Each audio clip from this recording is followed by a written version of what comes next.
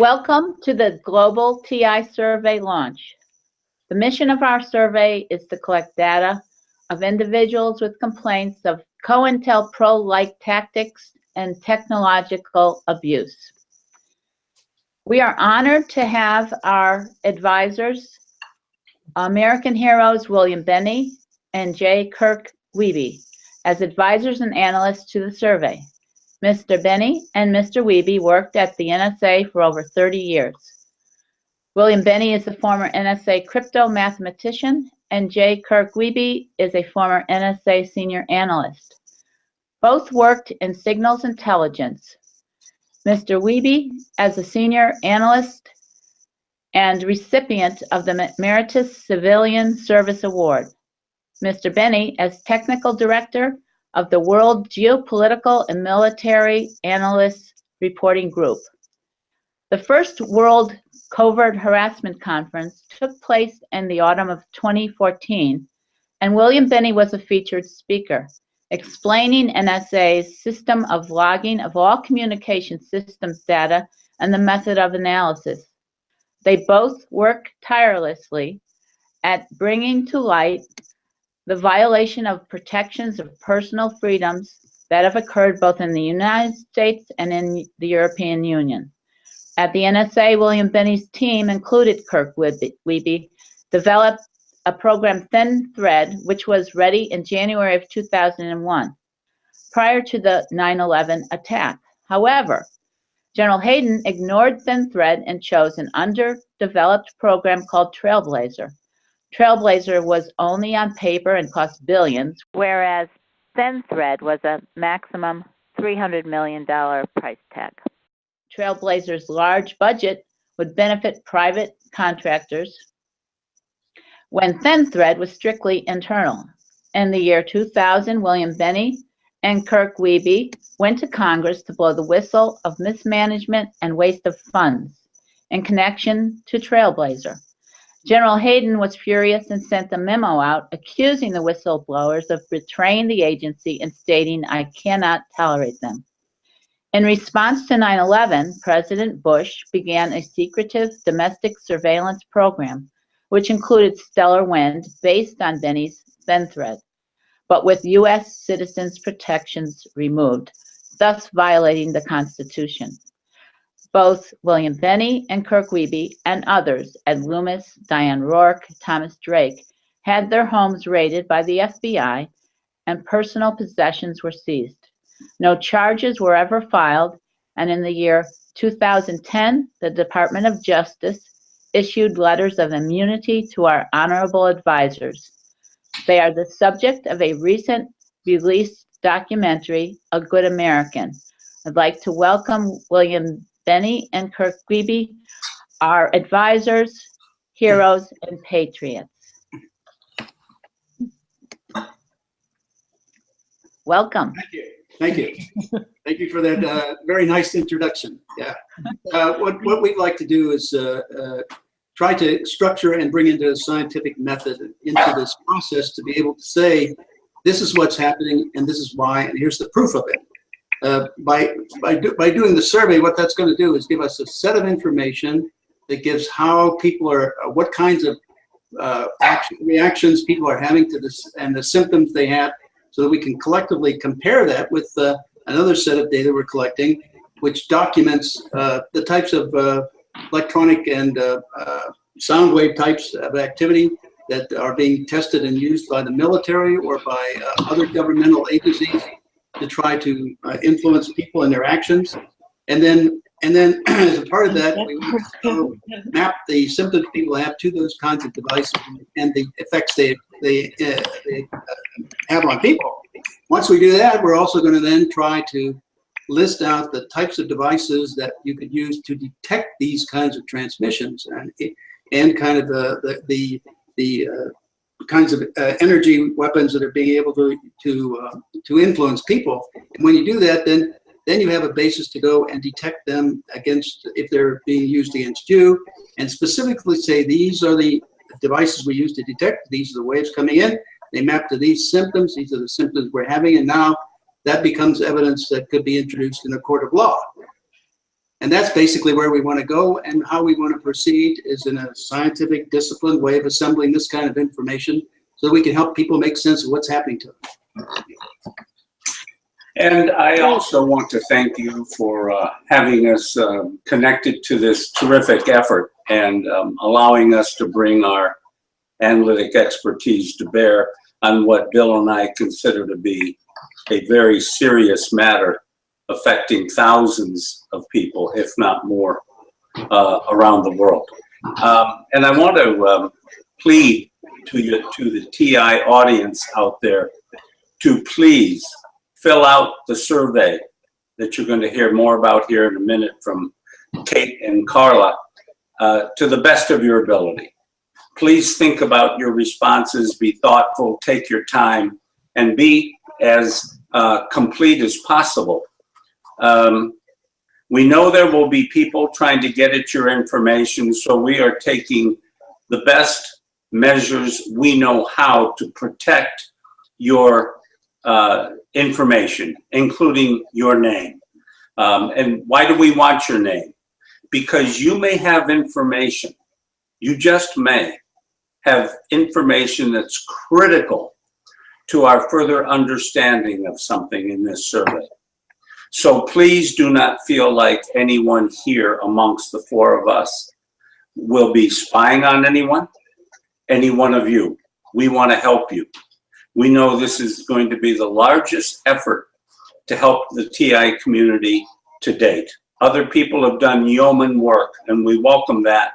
And if other people have data to share with us en masse, we would like to see the data. Please get in touch with Cait and Karla toward that end so that we can consider your scientifically documented data as well.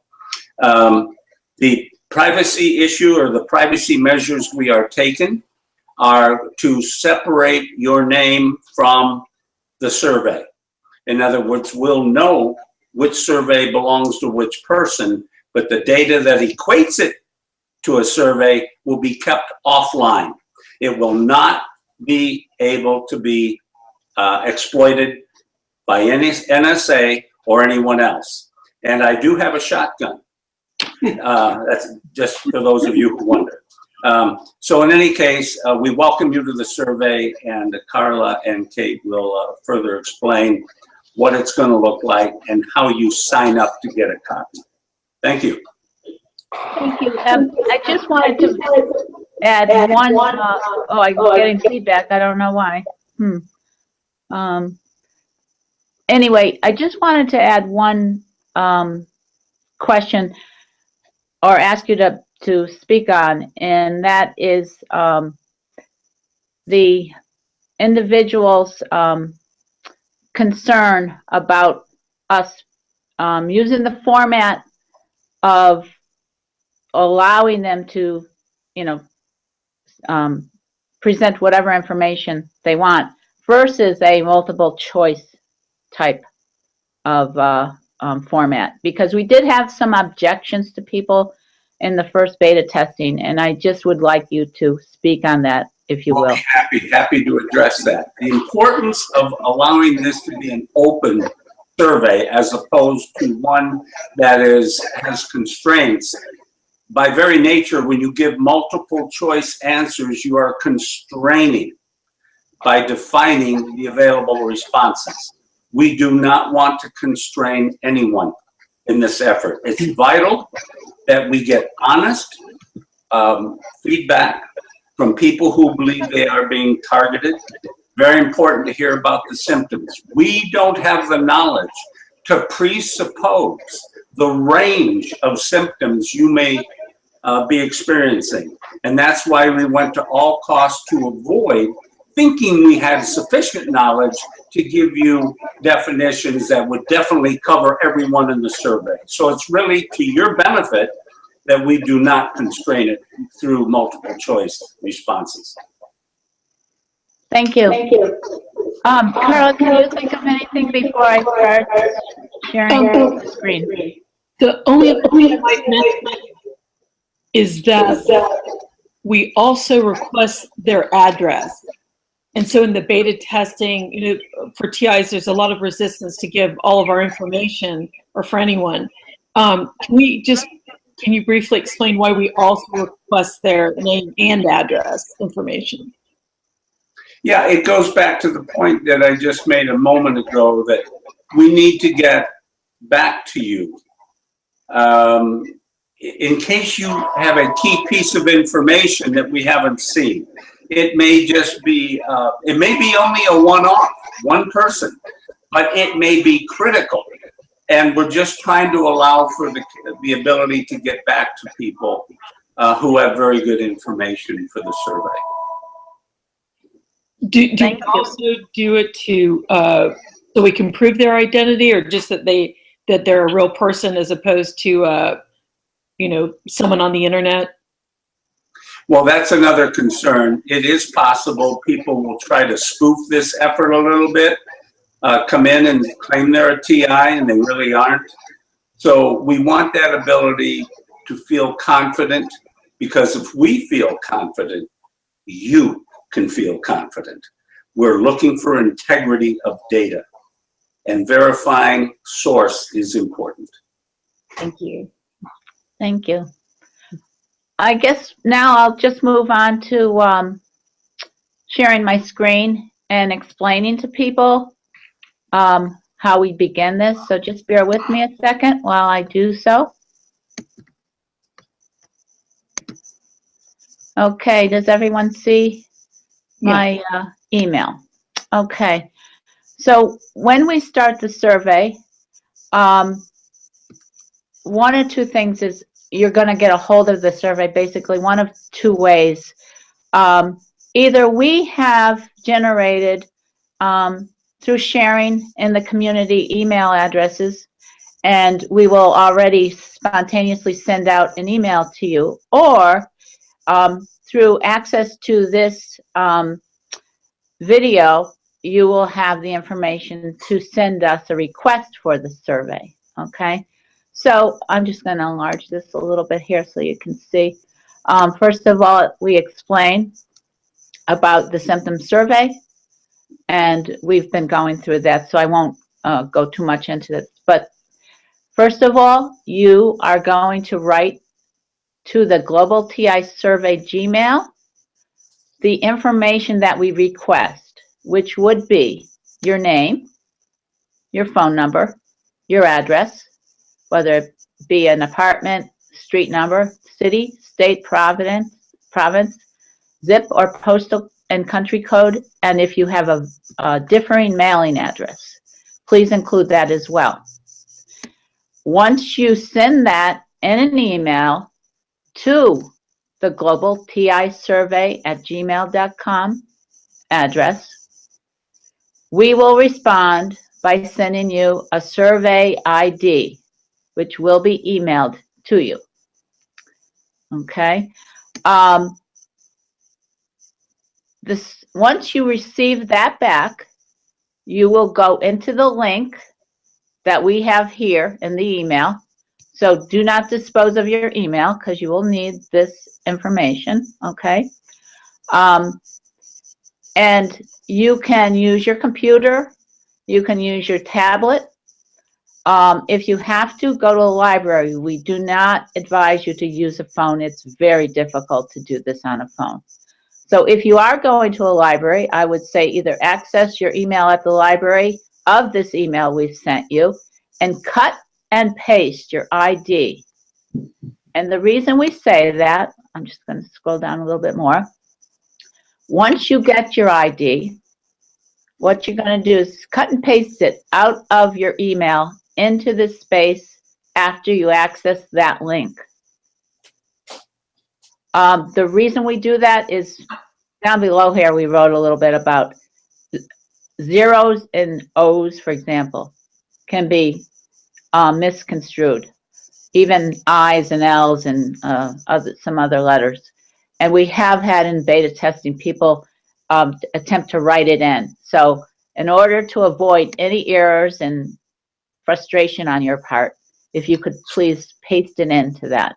Once you hit your submit key, you will end up going to the survey here, okay? And at this point, I'm going to unshare my screen, and Karla will be sharing her screen. Yes. So as Cait said, the survey is available online. And bear with me here for just a moment. And as Cait said, you'll be emailed the URL. You'll be emailed the survey ID. You'll paste your survey ID onto the first page. You'll submit it. Once it's accepted, your survey will be displayed.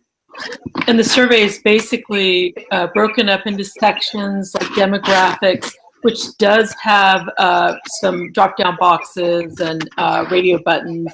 And it has a few required fields like age, gender, country, citizenship, and a few text boxes. And there will also be a series of check boxes for medical symptoms, and there will be a series of text area boxes. And we just want to make note of one option there in the corner. There are a series of diagonal lines. You just drag the corner out, and it just makes it easier to type and fill in your information. And so we just want you to be aware that you don't have to just type into that narrow box. As you take the survey, you'll be able to save your work periodically. It's a good idea just to make sure that you don't lose anything in case your connection is lost. You can also save your work, step away, and come back. And I guess the last thing I want to say about it, second to last, is at the bottom of the survey, once it's done, you'll click on I agree to the terms and conditions, and you'll submit your completed survey, at which point you'll be given a print button. You'll have the option to print based on your operating system. So for example, in Windows, you can print a file or a PDF. And we recommend that you keep a copy of your survey. And I just want to mention in the I agree to the terms and conditions, it states that by taking this survey, you are agreeing to share all information you provide, including HIPAA-related information. The data from this survey may be shared or made public. And so I thought I'd just ask Bill and Kirk if they could share with us who we might share the findings of the survey with and why we would do that.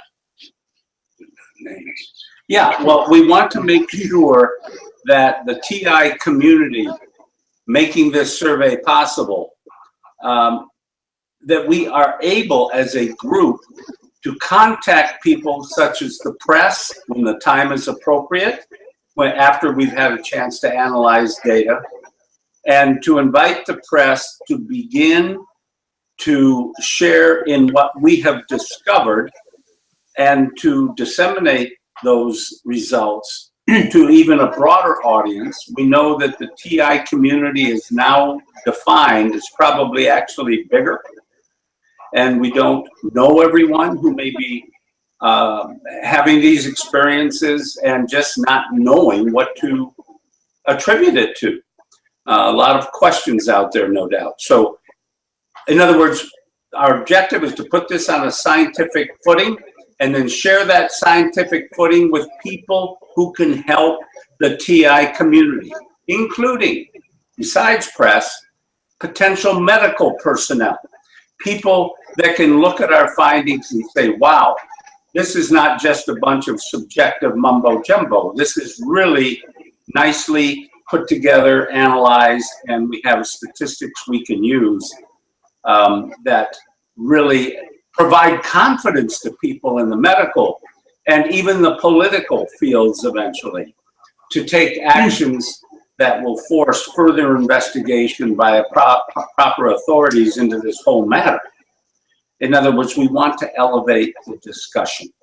And that's why we want to use the results. We don't intend ever to share names. Names are not results. They're sources, they're confidential, and I told you, we are not going to share your name except amongst ourselves in case we find something very significant that we'd like to talk to you about further. and have the means to contact you. That's not for public discussion or sharing. Thank you. I just want to also reemphasize when Karla mentioned that you can save your work. We mean that you can save your work, come back another day to finish it if you want. So you can go in and out. It is saved. At any time you can go back in and redo it. Not redo it, I'm sorry, continue doing it.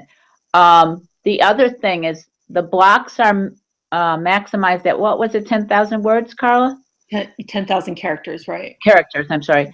And if people want to submit additional information, on the screen you'll see, in the survey, you'll see my P.O. box number. So we are accepting information beyond the block size if you find it necessary and important to submit. That is true of other documentation. Some people have instrumentation, of technical findings. Anything that you want to add to us, you send through either a USB stick or a document or whatever, pictures, you name it. We will take everything into consideration that you feel is important to this survey. Thank you. Did we cover everything? I think so. Okay.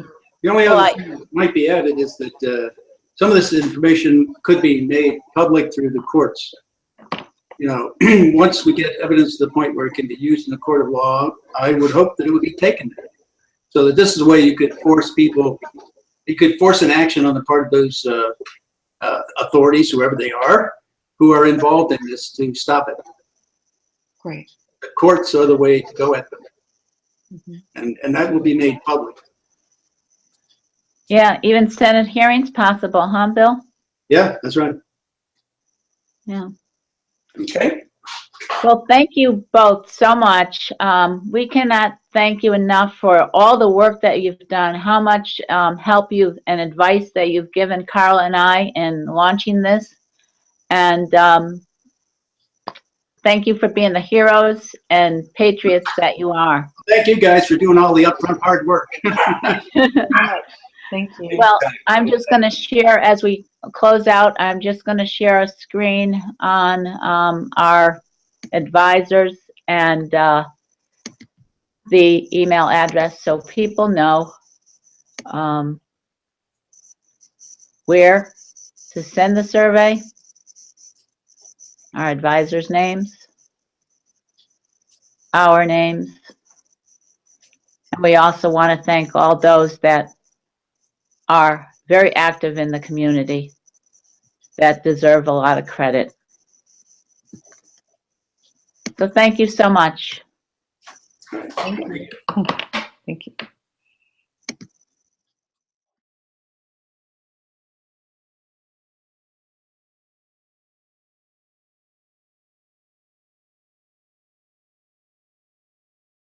Blazer's large budget would benefit private contractors when ThinThread was strictly internal. In the year 2000, William Binney and Kirk Wiebe went to Congress to blow the whistle of mismanagement and waste of funds in connection to Trailblazer. General Hayden was furious and sent a memo out accusing the whistleblowers of betraying the agency and stating, "I cannot tolerate them." In response to 9/11, President Bush began a secretive domestic surveillance program, which included Stellar Wind based on Binney's ThinThread, but with U.S. citizens' protections removed, thus violating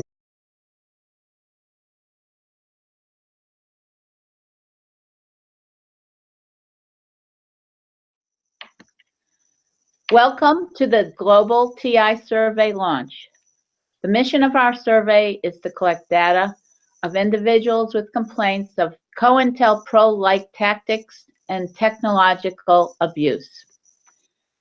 We are honored to have our advisors, American heroes William Binney and Kirk Wiebe, as advisors and analysts to the survey.